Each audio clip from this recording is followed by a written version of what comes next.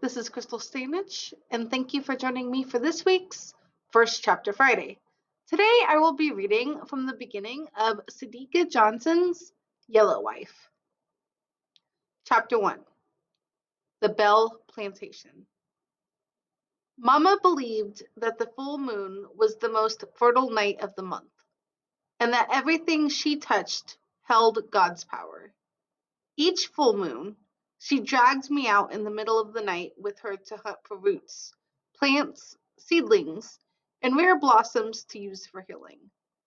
I did not understand why God's power could not be found during daylight hours, and as I trudged behind her, the March cold overwhelmed me. Even my thick wool shawl was no match against the country freeze. Fear of the woods made my feet clumsy, and I tripped over fallen sticks, scratched my shins on the spiky brush, and bumped my head on low-hanging branches. Mama, on the other hand, moved with skill and confidence, like the earth parted a path and presented the way for her. Even in the dark, she knew where to stop for herbs and how to avoid the dangerous ones.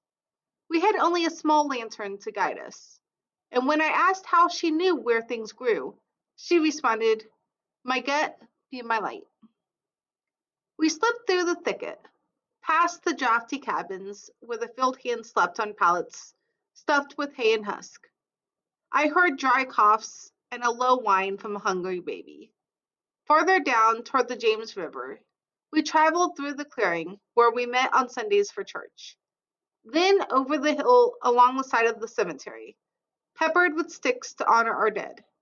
As we traveled deeper into the woods of the plantation, the thick forest blocked the light of the moon. I could hear the growls and grunts of unseen animals, and fretted over running into hungry raccoons or red foxes, or stepping on a poisonous snake. I tried to clear the worry from my mind as the land flattened out, but then something pricked my ankle. Before I could call out, Mama stopped suddenly and reached for my hand. "This here is a black walnut tree. Grow deep in the woods, so you gotta know where to look. Cure for most everything. Ever unsure? Come seek this tree." Mama handed me the lantern, then pulled a blade from her satchel and severed a piece of bark. She brought it to her nose, then ran her tongue along the inside of it. "Husk stain anything it touch. After we make a tea for Rachel, rest we use for dye those sheets for the nursery. Just hoping we ain't too late to save that girl." Mama reached into her bag and pulled out a red ribbon. "Go on and mark it, so be easy to find when you come without me."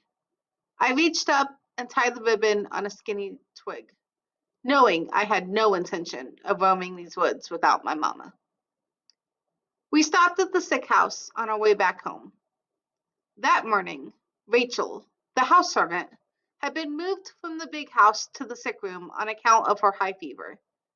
Even though Master Jacob's wife, Mrs. Delphina, knew Mama worked plants better than anybody, she refused to bring her up to the house to tend to Rachel when she got fevered with lockjaw.